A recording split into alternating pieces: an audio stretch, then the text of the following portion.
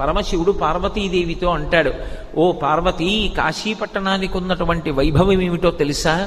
పాపములకు ఎదుర్చుక్క కాశీ, ఉపపాతములకు విషము కాశీ, కళ్యాణముల కాటపట్టు కాశీ, ముక్తికి పుట్టినిల్లు కాశీ. కాశీపట్టణం లోపలికి వెడుతుంటేనే రోమకూపములను ఆశ్రయించి ఉన్నటువంటి పాపరాశి పక్షి రూపంలో ఎగిరిపోయి చెట్లని పట్టుకుని ఉంటాయి.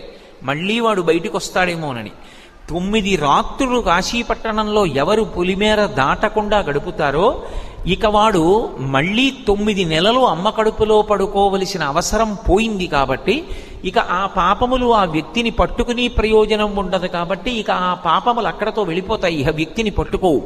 అందుకే కాశీపట్టణంలోకి ప్రవేశించాలంటే కాలభైరవుని యొక్క అనుమతి ఉండాలి. అటువంటి వైభవం కలిగినటువంటి కాశీపట్టణం పాపములకు ఎదుర్చుక్క కాశీ.